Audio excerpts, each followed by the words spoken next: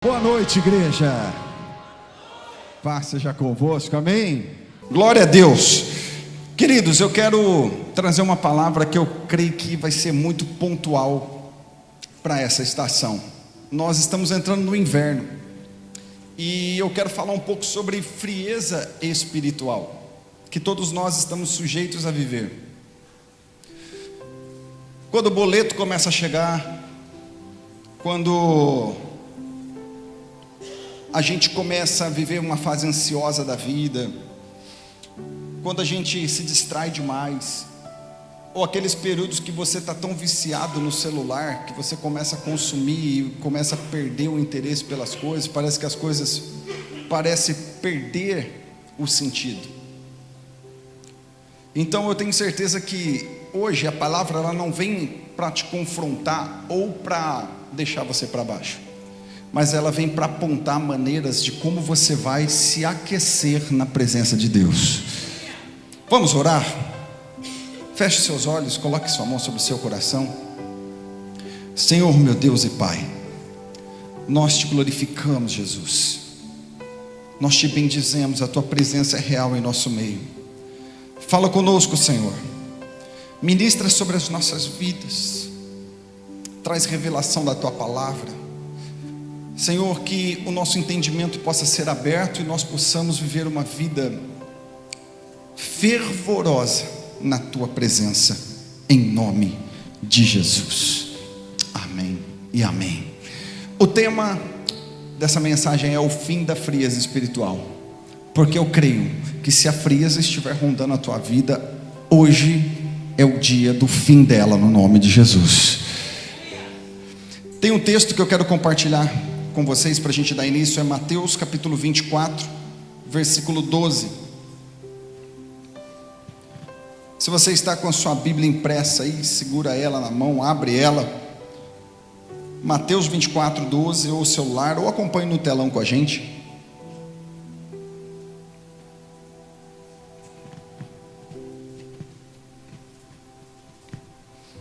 Diz assim: por causa do aumento da iniquidade, o amor de muitos esfriará.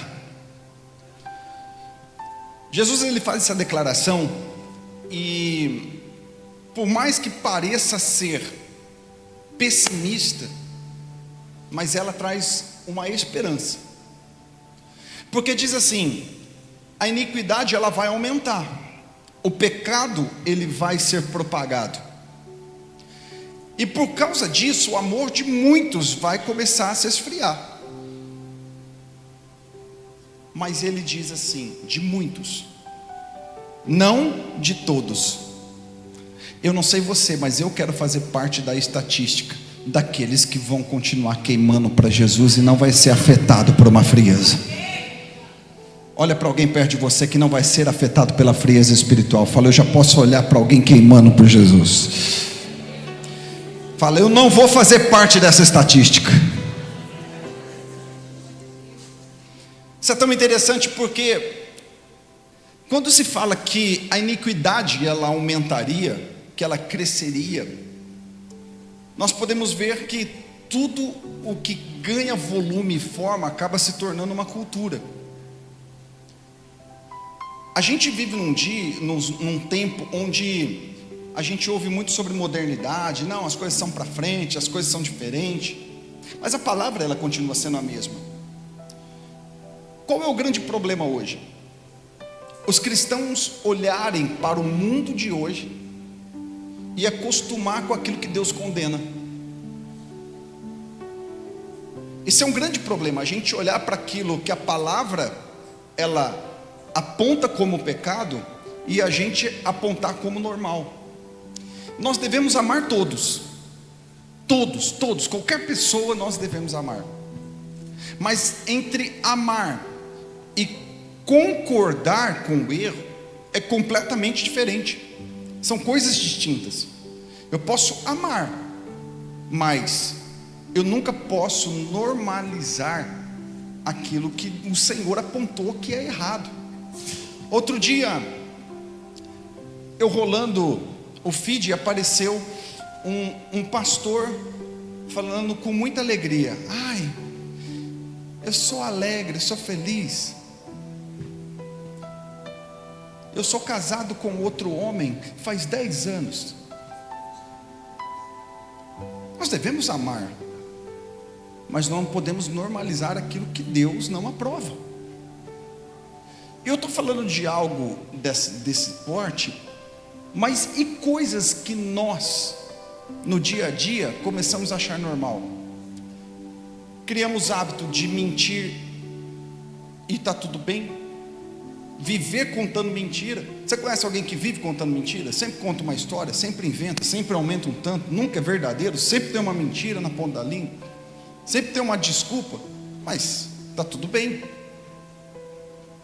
A gente olha para coisas no dia a dia e fala assim: não tem problema, eu posso viver de qualquer jeito, posso viver de qualquer forma. Gente, presta atenção uma coisa: nós não podemos acostumar com aquilo que Deus não aprova.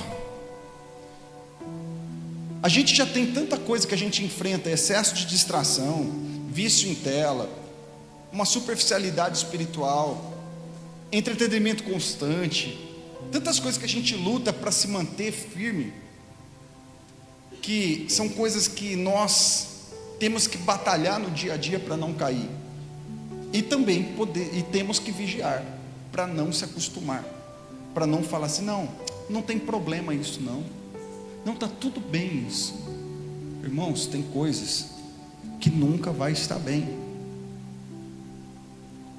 Tem pecados que Deus não aprova. E a gente tem que entender que não é porque muitos estão fazendo que é normal. Você entende uma coisa? Outro dia, eu vou falar da minha classe, né? Outro dia eu estava olhando uma reportagem de um pastor que foi muito conhecido lá atrás. Ele já indo para o 4º casamento. Você olha e fala assim: meu Deus, como assim? A gente começa a olhar para coisas, por exemplo, um namoro é um namoro que está vivendo que nem casado. É normal? Não é porque tem muitos que fazem isso que é normal. Você entende? A gente começa a olhar para coisas que Deus não aprova e achar que é normal porque muitos fazem. Vira para alguém e fala assim: segura na cadeira aí que é só o começo.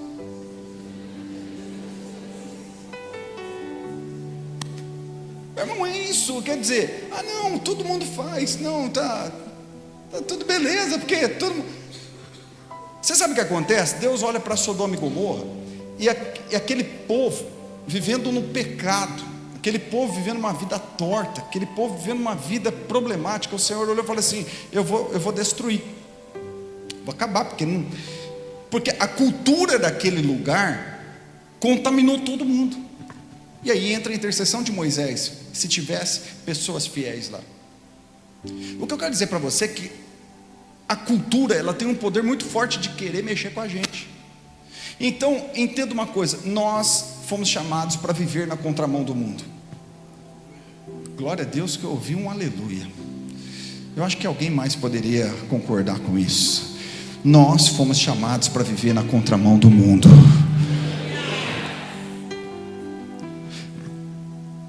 Você pode estar até vivendo no erro, você pode estar até vivendo no pecado, mas não se conforme em viver no pecado. Lute para sair dele, lute para vencer ele, lute para vencer sua carne, porque todos nós podemos estar errados, todos nós podemos pecar, mas todos nós devemos, com a consciência de um cristão, lutar para não continuar, para viver, para não banalizar aquilo que Deus não aprova. A cultura atual não quer apenas mudar seu comportamento, ela quer esfriar sua paixão por Deus.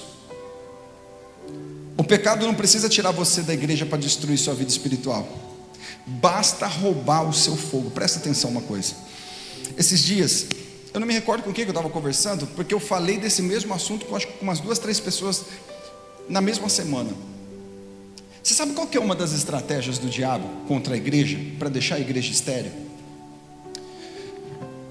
não é tirar você de dentro da igreja. A maior estratégia dele não é tirar você daqui de dentro, sabia disso? Porque você acha, não, é tirar eu de dentro da igreja. Essa não é a principal. Porque quando ele tira você de dentro da igreja, quando você está lá fora e você já ouviu a verdade, você sabe o que acontece? Você está lá todo o tempo assim, ó, eu preciso voltar, eu preciso me consertar. Quem já se afastou um dia sabe do que eu estou falando. Você está longe, mas a tua cabeça está assim, eu preciso voltar, eu estou errado, preciso me consertar, preciso colocar minha vida no eixo. Até que acontece uma hora, você cria uma força e você volta.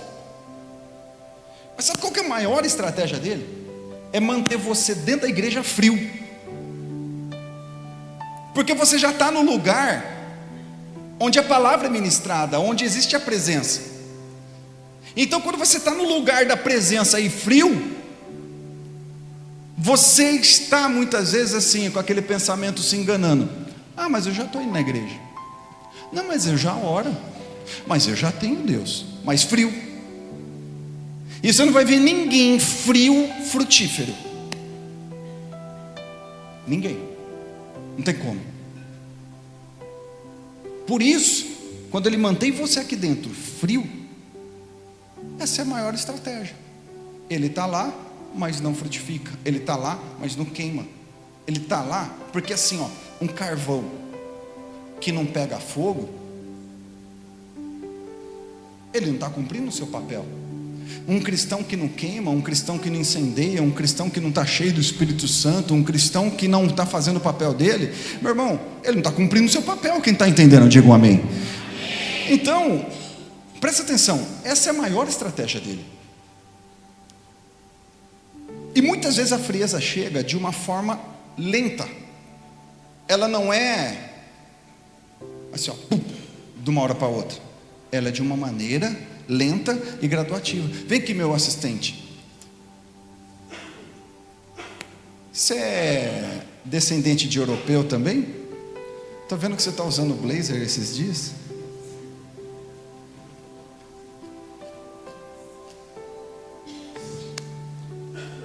Só tem mais 3, hein?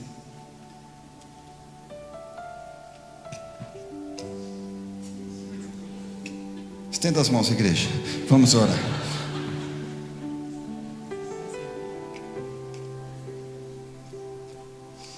Ó, vou mostrar como o europeu acende. Presta aí.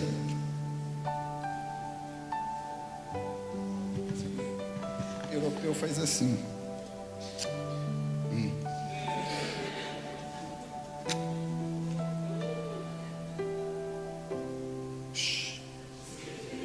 Vai dar certo, vai dar. É o terceiro, só tem mais 2.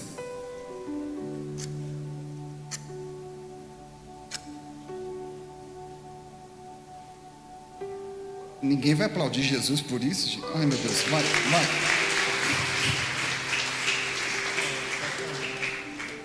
Mais 2 tentativas, vamos lá.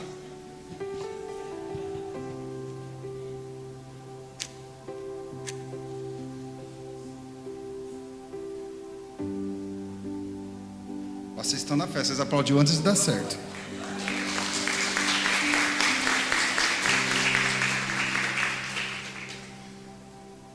Você viu o fogo, né? Como europeu põe fogo na vela. Presta atenção numa coisa. A estratégia do diabo, ela é mais ou menos assim, ó.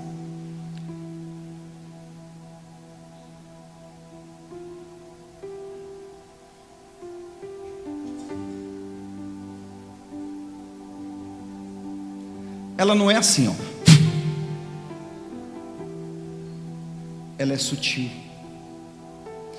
Começa na nossa vida, sabe de que forma? Da seguinte forma: primeiro você para de orar. Depois, a Bíblia se abre de vez em quando. Daqui a pouco, você percebe que algumas coisas começam a tomar o lugar de Deus no seu coração. Aí você não tem mais vontade de estar em todos os cultos. Você começa a ver um dia sim, um dia não. Uma hora você está, outra hora você não está. Daqui a pouco, aquele pensamento que hoje tem sido uma praga e predominante no meio de muitos cristãos: eu não preciso estar na igreja para servir a Deus. Se não precisa, por que o Senhor estabeleceu a igreja? Se não precisa, por que em Hebreus diz assim: não deixeis de congregar? Sabe por quê, meus irmãos? É muito sutil o trabalhar do inimigo contra a nossa vida. Eu vou fazer um desafio para você. Faça isso essa semana. Quem topa um desafio, levanta a mão aí. Peraí, tem gente que não topou. Eu nem falei desafio ainda, você já nem topou. Quem topa um desafio? Não é difícil não. Pega um papel, uma caneta, um bloco de nota, faz assim, ó. Coloca domingo, segunda, terça, quarta, quinta, sexta e sábado. Passa um risco assim, ó. Divide por dia. Aí você vai colocar aqui embaixo, antes de começar os dias, oração, e passa uma linha de fora a fora. Escreve embaixo, leitura bíblica, e puxa uma linha. Coloca embaixo assim, um livro, puxa uma linha. Coloca assim, exercício físico, e puxa uma linha. Não precisa de muita coisa, só isso. E anota todos os dias que você ora e o tempo que você ora. Anota embaixo quantos capítulos da Bíblia você lê por dia. Anota quantas páginas de um livro de edificação, de crescimento você leu. E anota quantos dias da semana e quanto tempo de exercício você fez. Sabe por que eu estou te falando isso? Porque o maior desafio do ser humano é cuidar da própria vida. A gente até manja em cuidar da vida dos outros, mas da nossa é mais difícil. E você sabe por que eu falei para você fazer isso aqui? Essa semana eu comentei aqui que eu fui para a academia. Na hora que eu abri o Strava e fui olhar, na minha cabeça fazia 2 para 3 semanas. Eu fui ver, já estava fazendo mais de um mês. Porque a gente faz algo e a gente fica com a memória daquilo que a gente fez, achando que a gente faz todo dia. Tem muito cristão que faz assim: não, pastor, eu oro. Você ora? Qual foi a última vez que você orou? Talvez você nem sabe. Faz 15 dias, um mês, só que você está achando que você está orando. Qual foi o último dia que você abriu tua Bíblia para ler de verdade? Talvez faz 2, 3 meses, ela está já pegando poeira, e você acha que você lê, porque você já leu. Você está entendendo? A gente tem a falsa sensação que está fazendo constantemente aquilo que é certo se fazer, porque a gente não anota, porque a gente não cuida.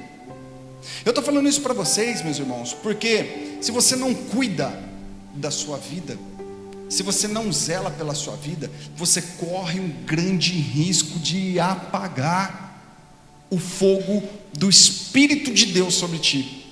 Olha o que Paulo diz para o povo da Tessalônica. 1 Tessalonicenses capítulo 5, versículo 19, diz assim,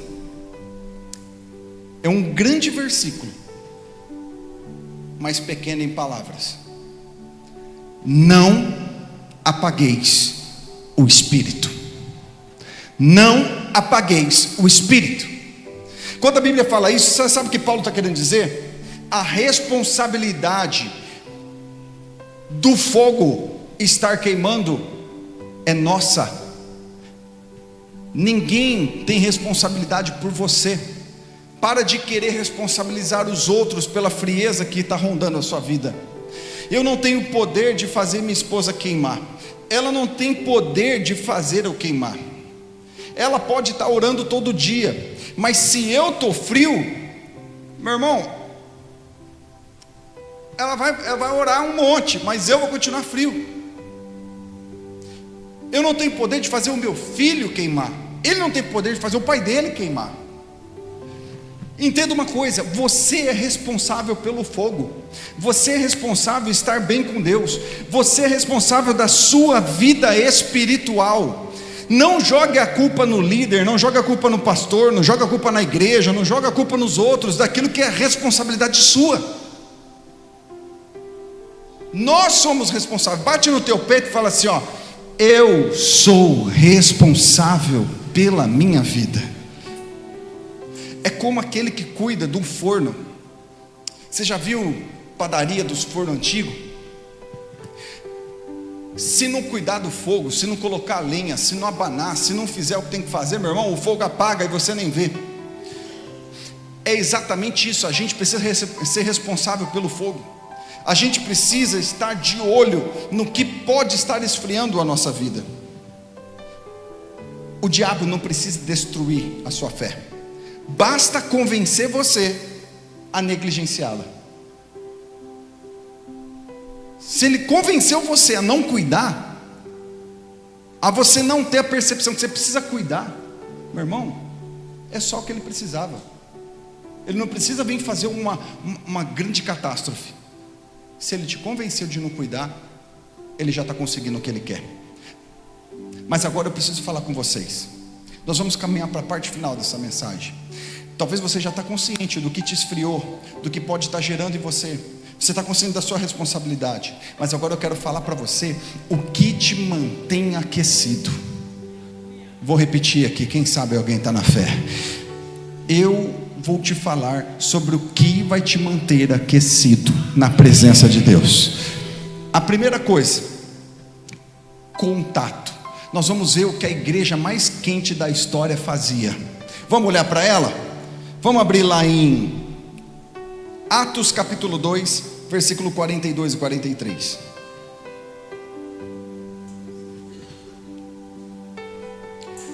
Eles se dedicavam ao ensino dos apóstolos e à comunhão, ao partir do pão e às orações. O que a igreja mais quente da história fazia? Se dedicavam ao ensino dos apóstolos e à comunhão, partir do pão e as orações. A igreja mais quente da história entendia a importância da comunhão, o contato com pessoas. A brasa longe da fogueira vira carvão apagado. Você quer aquecer, você quer queimar? Você precisa de comunhão, você precisa de contato. Quem não tem contato, meu irmão, esfria, apaga. Quem não caminha junto com outros, quem não cria vínculo, quem não cria amizade, meu irmão, corre o risco de apagar. Eu vou te falar uma coisa. Por isso que a Bíblia diz assim: como o ferro afia o ferro, o homem afia o outro homem. Viver em comunhão, meu irmão, gera crescimento. Se você tem dificuldade de comunicação, você começa a caminhar com gente, você vai melhorar a comunicação, você vai aprender. Você vai ouvir muitas vezes assim: não, está errado isso aqui, faz de certa forma, vai por aqui, vai por lá, faz assim. Porque a comunhão gera crescimento. A comunhão faz diferença. Meu irmão, você não faz parte de um GC, corre para um GC. Você não tem amizade, cria amizade. Não seja um crente que entra na igreja, acaba o culto e vai embora. Sabe por quê? Porque você não vai conhecer a visão do lugar que você está, você não vai fazer parte de movimento nenhum, você não vai conseguir ajudar em nada. A gente precisa entender que igreja de verdade, ela tem comunhão. Ah, pastor, estou tão frustrado com a igreja, já machuquei tanto com a igreja, que olha, eu quero entrar na igreja, sair e ir embora. Sabe quem está perdendo? Não é os outros, é você. Encoste em alguém, encoste em gente, tenha comunhão. Começa a ter contato com pessoas. Agora vai a outra dica dentro disso. Não basta ter comunhão, você precisa ter comunhão sadia. Diga bem forte comigo: eu preciso ter comunhão sadia. Coloca para mim 1 Coríntios 14, 26. Olha só. Está preparado ou não? olha o que o texto diz. Eu vou usar a minha assistente virtual de cedo hoje. Não é virtual, né? Ela está aqui presente. Vai, Soninha, lê o texto para nós hoje. Portanto, o que diremos, irmãos? Quando vocês se reunirem, um tem salmo, um tem ensino, um tem revelação, um fala em línguas e um tem a interpretação. Tudo seja feito para a edificação da igreja.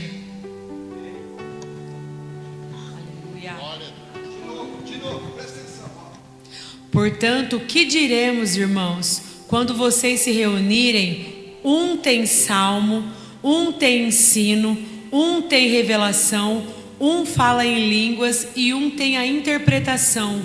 Tudo seja feito para a edificação da igreja. Glória a Deus! Vamos lá. Comunhão sadia. Às vezes você vai reunir. Não, pastor, eu tenho comunhão. Aí eu estou aqui assim, ó. Vocês viram hoje? Esse povo da banda, tudo com roupa do Brasil. Povo carnal. Povo impuro. O louvor não fluiu hoje por isso. Vai lá, ó. Isso é roupa de pôr no altar? Quando vocês se reunirem, um tem sal, o outro tem ensino, o outro tem revelação. Só vamos parar até aí. Não é assim, ó. Amiga, preciso te falar uma coisa, amiga. Pode contar. Você viu o pastor agora? Não vi. Tá com a mania de falar que é europeu. É, mas ele se sente com aquele bigode dele. Deixa ele. Ai, eu acho um nojo aquilo. Deixa ele.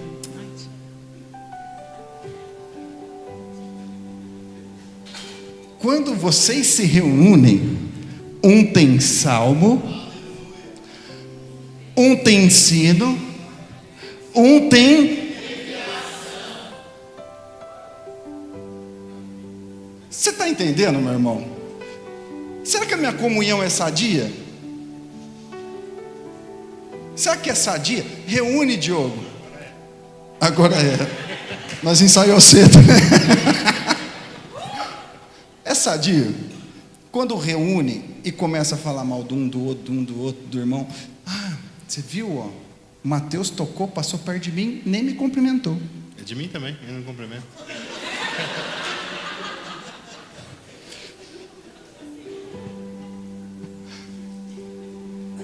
Quando vocês se reúnem, um tem salmo, um tem ensino, um tem revelação. Meu irmão, se já não tem salmo, não tem ensino, não tem revelação, você acha que vai ter línguas? Aí é pedir muito. E interpretação ainda? Mas você sabe, você quer saber se é sadio a roda que você está? Um começou. Porque eu não concordo. Sempre vai ter um não concordo. Você vai achar por meio um não concordo. Mas quando é sadio, a pessoa vai falar assim: então, eu não estou entendendo direito esse negócio na igreja lá que acontece.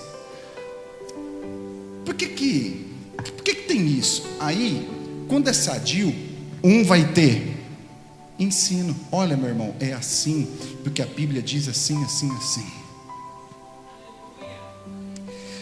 Olha que tem um salmo. Porque normalmente o salmo glorifica a Deus. Então quer dizer, é uma conversa que vai glorificar a Deus. O outro tem revelação. Daqui a pouco tem línguas por meio. Porque, meu irmão, vou te falar uma coisa. Comunhão sadia, ela é poderosa. E aqui eu entro no segundo ponto, sobre o lugar. Você já teve frio na rua? Você saiu sem roupa de frio? Quem já saiu sem roupa de frio?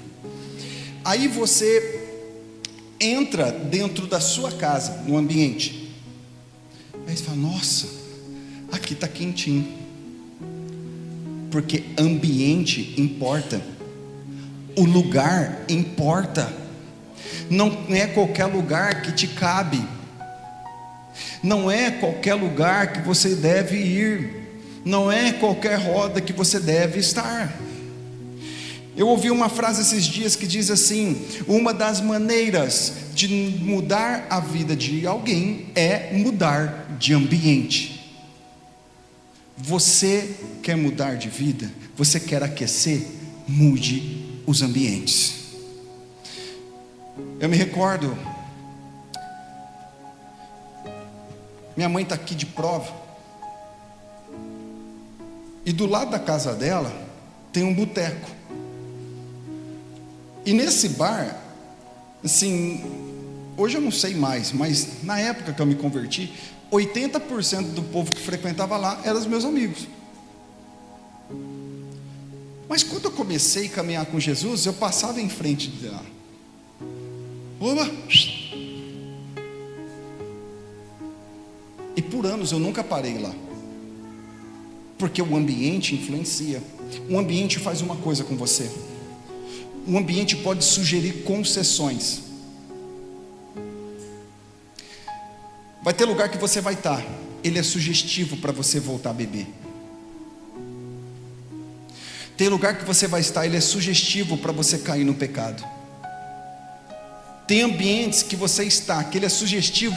Se você teve problema com a sua língua, você foi fofoqueiro um dia, falou muito mal dos outros, de repente, parece que é uma coisa de louco. Parece que é uma curva de rio, você só encosta em rosco. E na hora que você vai ver aquele ambiente, você está ali falando mal da vida dos outros. O ambiente, ele faz muitas vezes a sugestão para a gente cair em pecados que a gente já venceu um dia. Por isso, meu irmão, tem ambientes que você não põe o pé lá mais. Porque se você quer mudar de vida, você tem que mudar de ambiente. Se você quer viver quente, aquecido na presença, então preste atenção onde você vai, onde você pisa, onde você frequenta, as casas com quem você conversa, quem você deixa pôr o pé dentro da sua casa, quem frequenta a roda que você está, quem tem acesso a você. Porque se você quer mudar de vida, mude o ambiente. Porque você está sentindo fraco, encosta perto de uns gravetos aí pegando fogo, uma galera que está assim: nossa, eu estou indo na oração, eu estou na sala de oração, nossa, Deus está falando comigo, eu estou no estudo bíblico, eu estou lendo livro, eu estou crescendo na presença. Encosta perto desse, você vai ser o próximo que vai estar falando de avivamento, de crescimento, de multiplicação, de transformação de vida. Encosta perto disso, você vai ver, meu irmão, como que você vai estar queimando. Encosta, você olha e fala assim: é isso que eu quero estar, é isso que eu quero viver. Eu não estou na igreja, eu não vim para a igreja para continuar do mesmo jeito. Eu vim para a igreja para ter uma vida transformada. Se você é um desses que veio para a igreja para viver uma nova vida, meu irmão, você precisa mudar os ambientes. O ambiente sugestiona aquilo que você vai viver. Então, encosta, cola, porque isso faz a diferença. E terceira e última coisa: você quer viver uma vida aquecida? Lembre-se disso. Proteção, isolamento térmico. Vou ser mais específico. 1 Coríntios capítulo 6, versículo 19, diz assim: se o louvor já quiser ir subindo, pode subir, porque nós vamos caminhar para encerrar. 1 Coríntios capítulo 6, 19, diz assim: acaso não sabem que o corpo de vocês é templo do Espírito Santo? Olha como isso é forte, igreja. Que está em vocês, o qual não receberam de Deus. Vocês não são de vocês mesmos, foram comprados por um preço. Portanto, glorifique a Deus com o corpo de vocês. Olha aqui, presta atenção. A Bíblia diz que o nosso corpo é a habitação do Espírito Santo. Então quer dizer o que? Dentro de mim tem o Espírito. Acompanhe o raciocínio comigo. Você sabia de uma coisa? Que o corpo humano é ele que produz calor. Por exemplo, quando você vai medir a temperatura, você quer saber se a tua temperatura está boa. Você tira lá e fala, está 36,6, 36,7, até 37 graus. Está tudo ok? Sim ou não? Você lembra de quando bate nos termômetros 36 graus, 35 graus? O calor que é? É insuportável estar na cidade ou você andar num lugar que está lá 35 graus. E o nosso corpo tem essa temperatura. Agora, e por que ficamos com frio? Porque nos falta proteção, isolamento. Empresta aqui para mim, hein?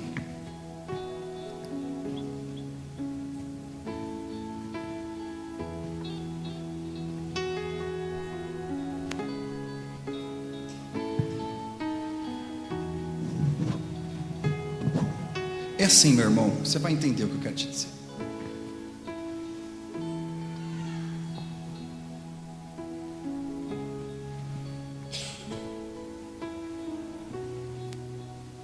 Sabe quando você está com frio?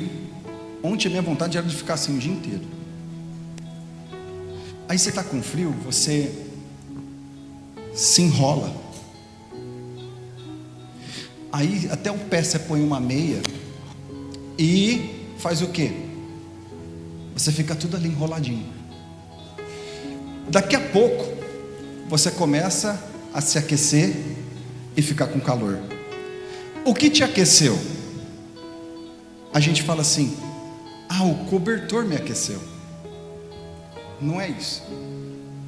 É o isolamento térmico que te aquece. Se você colocar uma blusa dupla face, uma blusa segunda pele, eu tô com uma aqui, ó. Eu coloquei uma blusa levinha, eu não queria pôr uma blusa pesada, coloquei uma segunda pele e tô com muito calor. Porque é o isolamento. A temperatura do corpo, ela vai aquecendo mediante a proteção do frio não entrar para dentro. Então, você vai sentindo o calor interno que já existe. Então, quando você se enrola, não é o cobertor que te aquece. Ele apenas permite você sentir o calor do teu corpo.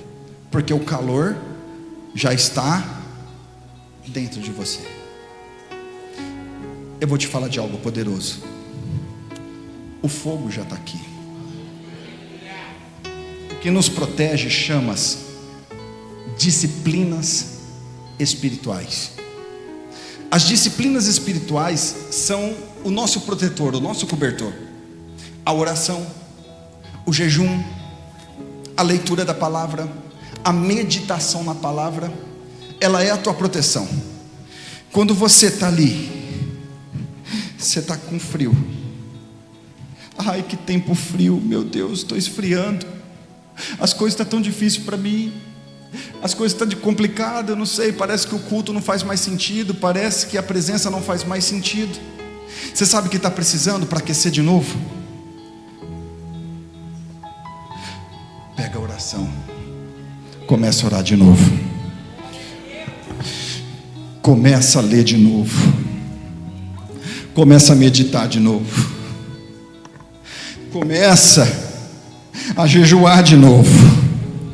Porque daqui a pouco a frieza que estava dentro de você, ela começa a ir embora. Porque o Espírito Santo, ele começa a se tornar mais evidente. A disciplina espiritual, ela só evidencia o que já está dentro de você. Existe fogo aí dentro. O Espírito Santo já está aí dentro. Existe poder aí dentro. Agora o que precisa para você queimar é você se cobrir com a disciplina espiritual. Quando você começa a crescer, incentivar, gastar tempo nisso, meu irmão, não tem como você não voltar a queimar para Jesus. Eu preciso falar uma coisa, meu irmão. Eu preciso dizer algo para você.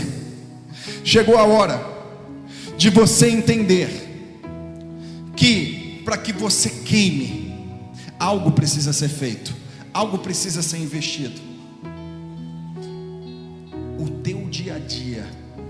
a tua segunda, a tua terça, a tua quarta, a tua quinta, a tua sexta, o teu sábado, você precisa estar atento às disciplinas espirituais. Faça isso por uma semana e você já vai começar a ver uma diferença violenta dentro de você. Você já vai começar a perceber coisas que você já não sentia mais, que você já não via mais, começando a voltar a acontecer, começar a queimar de novo. Uma fome, uma vontade, uma sensibilidade espiritual, porque você está protegido. Então, o frio de fora não passa mais a ter impacto no calor que já existe dentro. Você coloca de pé.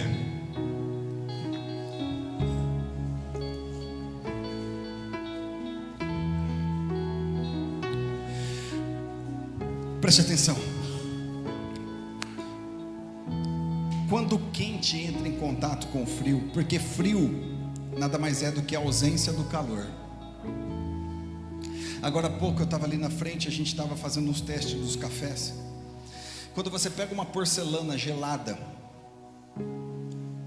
e você coloca algo quente dentro, logo daqui a pouco ela começa a aquecer, aquecer, aquecer, aquecer, e ela fica quentinha.